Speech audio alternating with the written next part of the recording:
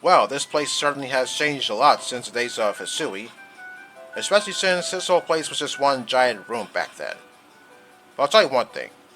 Finding all 28 unknowns in Legends Arceus, that was not the easiest thing to do, especially since I needed a guide so that way I could find out where all the unknowns were located.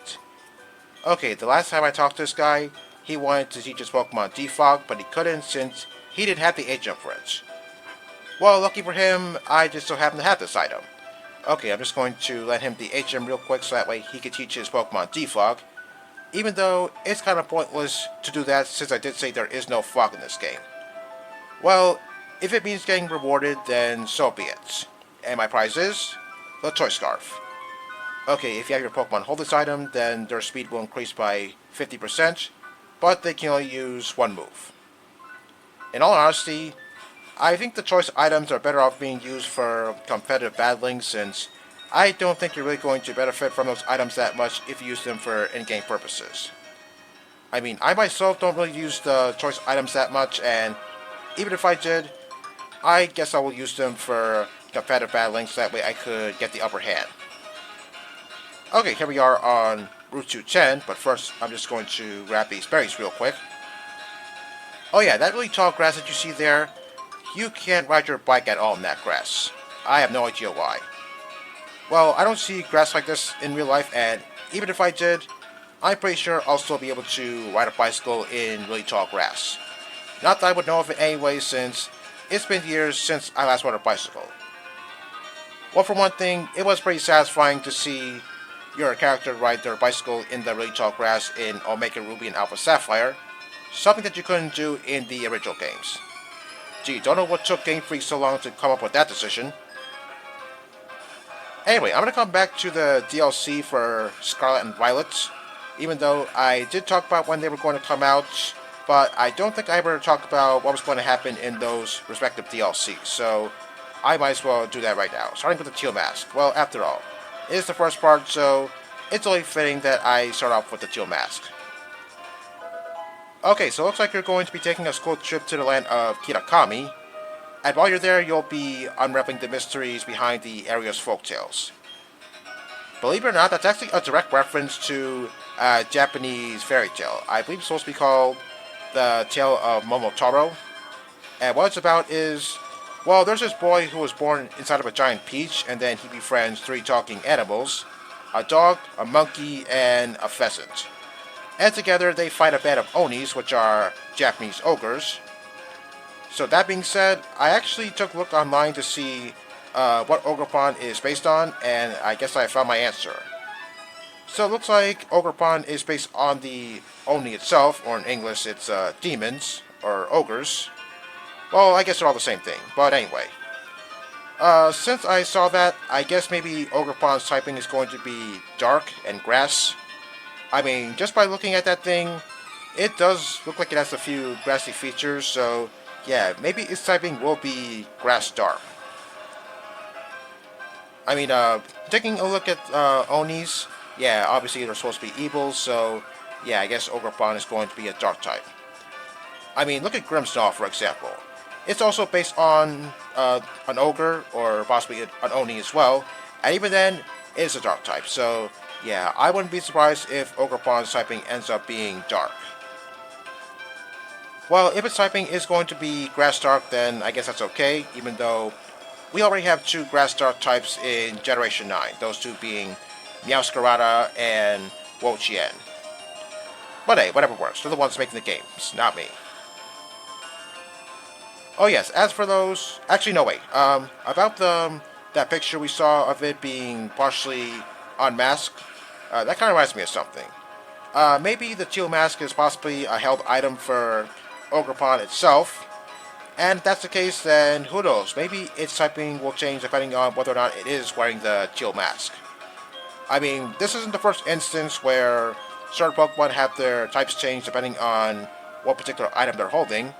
I mean, take a look at Zacian and Zamazenta, for example.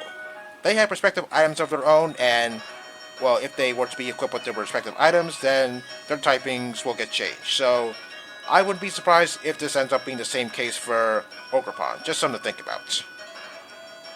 Okay, that lady I see over there, I'm just going to talk to her real quick because she has something that I want. Okay, she's going to give me the Chiam for Roost, which is good because I'm going to teach this move to Hans Crow right now, so that way it has a healing move it can work with.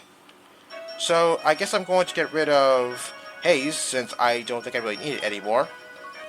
Well, I'll tell you one thing, it did help me out in that last battle since I got intimidated, and good thing Haze came in handy so that way I could get rid of that Intimidate attack drop. Because if not for Haze, then I'm pretty sure Torterra's Earthquake wouldn't have one-shotted that Tauros. But it looks to me like Miltank managed to survive Torterra's Earthquake. So I take it Miltank is a little bit more bulky than Tauros. Well, not surprising since, yeah, this is coming from someone who has used Miltank in the past. Not here, in a different game. As for Nightshade, well, I guess I don't really need Nightshade anymore, but maybe it can still come in handy for when I want to capture certain Pokemon, most notably Shinies.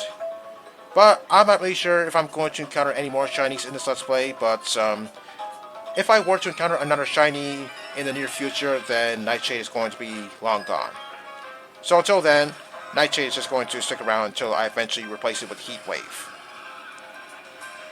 Okay, back to the tale of Momotaro. I did mention 3 animals, a dog, a monkey, and a pheasant. And ironically enough, in addition to Terapagos and Ogerpon, we were also introduced to 3 Pokemon who are based on those animals that I just mentioned. And those 3 are Munkidori, Okidogi, and Pheasantipity. Okay, taking a look at Munkidori, I want to say that it could possibly be a dark type, but to be honest, I'm not really sure what's so dark about it. Well, I guess we'll find out once the DLC eventually comes out because, well, the dark type was the first thing that came to my mind when I first saw Munkidori. I'm not really sure why. But as for Okidogi, well, I'm looking at it and I see patches of green on it, so I want to say maybe it could be a grass type. But then again, just because a certain Pokemon has a certain color doesn't mean it's going to be a certain typing. So yeah, I'm not really sure what Okidogi's typing could possibly be. Well, when this thing was first revealed, I took a look at its face, and I don't know about you, but its face kind of looks familiar as if I've seen it before. I want to say its face kind of looks like a modified version of Incineroar's face, but I'm not really sure if that's true or not. Yeah, when I saw its face, yeah, it looks like a certain Pokemon. I just don't quite recall which Pokemon it was I was thinking of. Anyway, on to Pheasantipity. Well, I know what you're thinking. It's a flying type. Well, that is the understatement of the year. Well, if it is going to be a flying type, then hopefully it ends up being just pure flying. I mean, we don't have a whole lot of pure flying types in the world of Pokemon. I mean, there are 2 Pokemon that I'm picking up currently that are just pure flying. Rookidee and Tornadus. Well, I don't think there's any other Pokemon with flying being their only typing. Although, there could be some other Pokemon that I skipped, but whatever those Pokemon are, well, I'm not really sure what they are.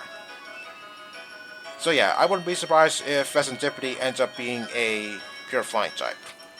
Well, then again, we do see spots of red on it, so maybe it could be a fire flying type, but I seriously doubt that.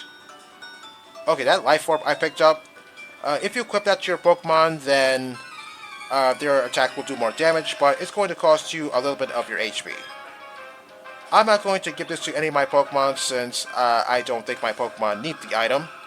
I think my attacks are doing okay damage, so yeah, I don't need the Life Orb for anything. Okay, on to the second part of the DLC, the Indigo Disc. Okay, well first off, it looks to me like you're going to be attending an academy called Blueberry Academy, and oddly enough, it's located underwater. Okay, that is a very strange scenario. I mean, just by looking at that, it kind of reminds me of the lost city of Atlantis for some reason. Well, I certainly doubt that Game Freak got the idea of a place underwater from the lost city of Atlantis. As for the Pokemon that's representing the Indigo Disc, Terapagos. Well, first off, that sketch I saw of it in the Scarlet and Violet books, I have to say that kind of caught me off guard because, well, when I first saw that sketch, I had no idea what I was looking at. I thought maybe it was supposed to be something else entirely, so I guess you could say Terapagos kind of caught me off guard. Okay, and just by looking at it, obviously it's supposed to resemble a sea turtle, so I guess you're going to think that it's supposed to be a water type, right? Okay, over here we have the Café Cabin, but I'll go inside there just a second, because we have a group of Psyduck over here, who are blocking the northernmost area of Route 210, and they're not going to move from that spot anytime soon, so I'm going to have to come back to those Psyducks a little bit later once I get a particular item. Okay, inside of the Café Cabin, there are 3 trainers that I'm going to fight, but first I'm just going to talk to all the NPCs. Okay, you can also buy Moo Milk here. Either you could buy 1 bottle of it or 1 dozen. The younger version of me would have bought a dozen of them, since I do want to be prepared, but that's not me anymore. I'm not going to buy any Moo Milk since I don't really need it. I mean, if I wasn't doing so hot in the HP department, then I would just go back to the Pokemon Center just to heal up. I mean, it's not that far away from this current point. Okay, no thanks, I'm not going to buy any Moo Milk. I'm just going to fight the trainers that are here. Okay, before I make this video, I took a look online to see what Terapagos' origins are, and I did find something pretty interesting. Terapagos could also reference the world turtle, which is a mythical turtle found in various mythologies that was said to carry the world upon its back.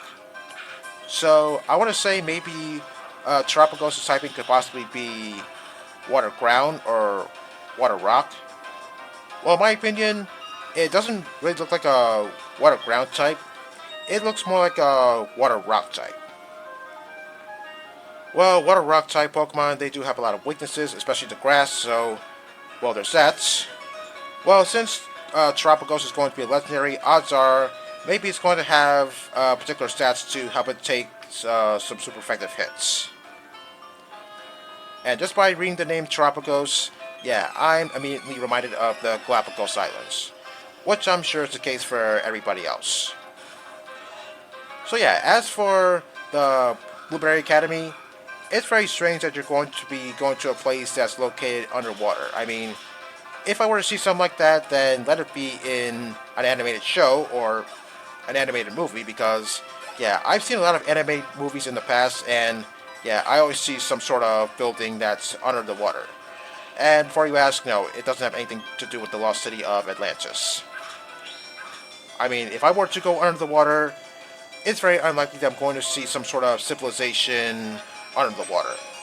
If anything, I'm probably just going to see sea creatures, or possibly nothing at all, depending on where I am. Okay, can't believe that Shogun survived the Night Slash. Well, no surprise, because I'm pretty sure Shogun has a pretty good physical defense stats. Oh yeah, I believe this guy had a Munchlax and a Heracross back in Platinum. And yeah, I was really jealous of him since I was trying to find those 2 Pokemon in the honey trees, but I just couldn't do it no matter what. So I have to say, this guy is one lucky bastard. But for those of you who did manage to find Heracross and Munchlax in those honey trees, you have my respect. Also, he said that it took him forever to find his Pokemon using honey, but last time I checked, you can't find Bagon or Shogun with honey. Yeah, that's kind of awkward that he said something like that. So yeah, if I were to go under the water for whatever reason, I would probably be scuba diving or snorkeling.